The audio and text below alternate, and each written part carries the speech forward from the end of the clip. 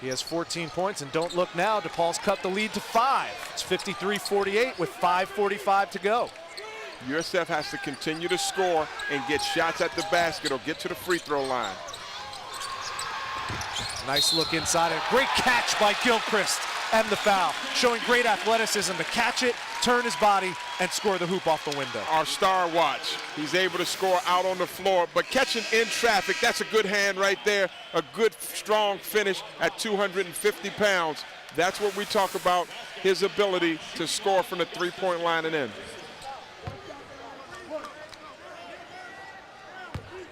Fourth in the Big East in rebounds per game in Big East play.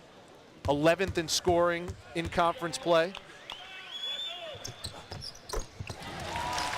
Putting together a solid, if not spectacular, junior season. Augustus Gilchrist has 11. And he still has a lot more on the table. He's still pushing 65% of his ability. He's got game, folks.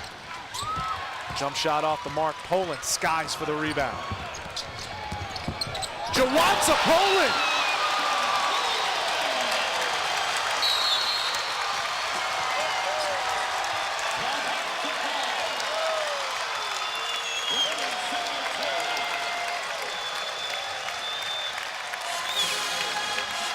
You could see it coming. We said 2 possessions ago, it's Poland time, and it's up and away. You could feel it coming. He could sense the moment. Isn't this beautiful? God-given ability. I'm not mad at you. Wow, that's beautiful. Laying waste to the Blue Demon defense. Made them look like they were just standing around. Well, you could sense it. He came over by us, and I said, you know what? This is a time we've been watching them a lot, where he gets a dunk, and he incites the crowd. He's an electrifying player, and man, you can lock yourself in the gym all day long and not have that kind of leaping ability. You know, talking to Stan Heath, he said he would love to just hand the keys to this team right over to Jawanza Poland. He thinks he has that type of talent. We haven't seen it consistently this season, but in flashes, he's as athletic and dynamic a player as you're going to see in this conference. Well, for Crater, it starts with Crater, the point guard. He needs another guard that's going to hold him accountable, where he came off the bench and he had a dynamite game 2 games ago. He needs a point guard that's going to keep him accountable, because a good point guard would get these guys even easier shots like that. A quick 5-0 burst by USF puts them back on top double digits, 58-48. 5 minutes to go in the contest. No movement from DePaul. That was easy to guard. These are the times in the game, Adrian, where Stan Heath has told us his team really struggles. End of half, end of game. There's under 5 minutes to go. Let's see how they respond now. We've got a tie ball game, 27-all with 3:58 to go in the first half. Charleston 8-2 in conference. Wofford a half a game up at 9-2. The winner sole possession of first place in the SoCon South standings. Wofford has done a great job of taking College of Charleston out of the first and second opportunity. Nobody touched it on that possession. That was a good job defensively. Nice interior passing. That's Martin to Dahlman. Wofford's first lead of the game with 3:30 to go, 29-27. I said about 2 minutes ago that they would have the lead if they weren't bleeding the offensive rebounds. Now the defense is fantastic. Goutlock has not gotten easy looks. Everything is a challenge. 2 or 3 defenders. In the corner, Lawrence, 3. It's good. And just like that, College of Charleston back on top, 30-29.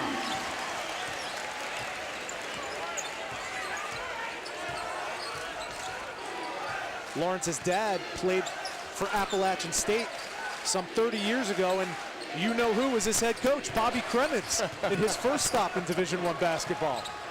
Bobby's a grandparent now, coaching his kids. Another great pass inside to Dahlman. That connection has really worked well. Johnson to Dahlman. Dahlman has 15. I don't think we're going to see separation in this game. I think it's going to come down to a 1 or 2 possession game, because both teams are very good on the floor on the first and second option of the defense. They're doing a good job taking you out of their rhythm.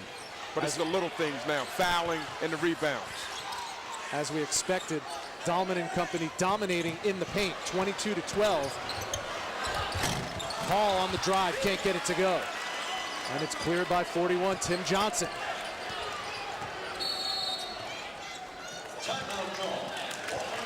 We've got a 30-second timeout called by Mike Young. Wofford Terriers want to talk it over. And we mentioned interior passing. Smart basketball by Wofford. Back for the second half. USF trailing Georgetown by 2. Wake up, Princess. We've got a good game on our hands here. Big East basketball presented by PNC on a Saturday night. Must be past their bedtime, Tim. Rich Hollenberg, Tim O'Toole, the rest of the Big East Network crew. USF in similar positions before this season. They play all the good teams tight, and they actually trailed Georgetown last year by 9 at the half and came back to win. Georgetown must be aware of that as well. I think this first 4 minutes, it's critical for both teams.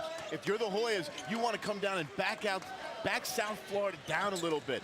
And if you're the Bulls, you want to put the pedal to the metal and put pressure on these Hoyas. Here's Gilchrist. Loves that face-up game and knocks down the opening jumper of the second half. A game-high 13 for Augustus Gilchrist. And we're tied at 28.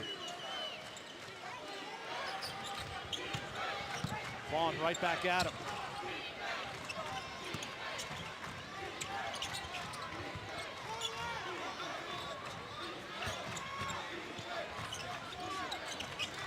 .15 on the shot clock. The bigs are out beyond the perimeter. Clark for 3.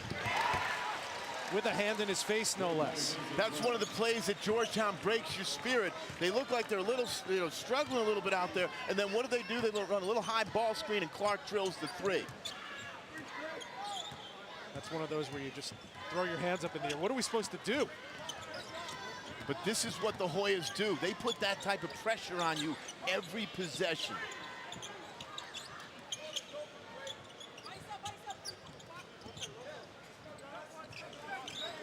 Eight on the shot clock. Prater's going to have to create. Good defense by Lubin. Now we're going to get a foul on the floor. It's going to be on Julian Vaughn. USF a little bit lucky on that possession. Well, they were, but Crater again is making really good decisions. End of the shot clock, they were getting it down to Gilchrist. He had a one-on-one opportunity and just missed.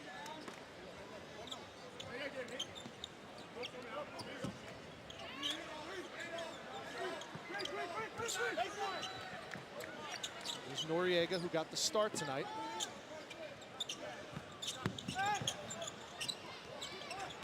One of the things when you're playing against zone, you got to get penetration like that, because that's what happens. When you attack gaps, you create open lanes, and Gilchrist cleans it up. Augustus Gilchrist has 15 points. He averages just 11.8 a game this season. Billy Kennedy coming out of this timeout. Mark, you spoke to him specifically about this situation. What does he want to run offensively?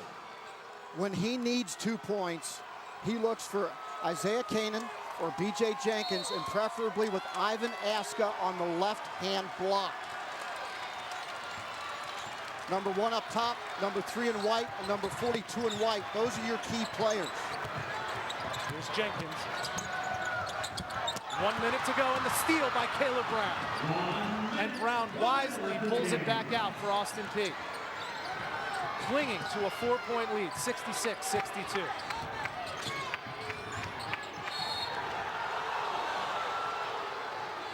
The whistle blows. Murray State wanted a turnover, but they're going to get the foul instead. Both teams in the bonus. Austin Peay will use as much shot clock as Murray State allows. Here's Baker over to Edmondson. The leading scorer in the OVC has been pretty quiet in this game, and yet his team, Austin Peay, holding on to a 4-point lead. 30 left in the game. Austin Peay off with the shot. Murray State rebounds. Shot clock is off. Here's Cannon. Can't get it to go, but he's fouled and will go to the line. It's going to be James Madison basketball with 3.2 seconds left in the first half. And that slam, courtesy of the Hitchens assist, has the Madhouse going mad. Well, that's one of the worst things that can happen to you on the road. The shot clock's running down, 10 seconds left, and your star big man livens this place up on a turnover. Now, for JMU, they get an opportunity with 3 seconds left. That's more than enough time to speed the ball up and see if Bowles will get a shot, or Wells, who's been quiet in this first half as well. We haven't seen him, but Bowles can run that floor and finish it.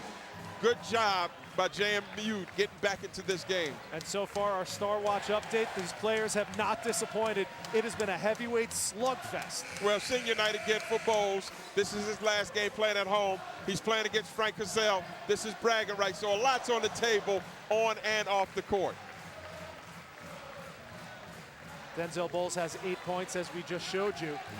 He's averaged 19 plus, just shy of 20 points a game and 10 rebounds a game in conference this season. Keep an eye on Seminoff as well.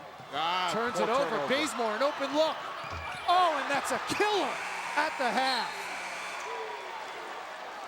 A killer of a turnover by Andre Seminoff at one end, and Kent Bazemore with the dagger three-pointer. And the Monarchs go to halftime up by 4, 29-25.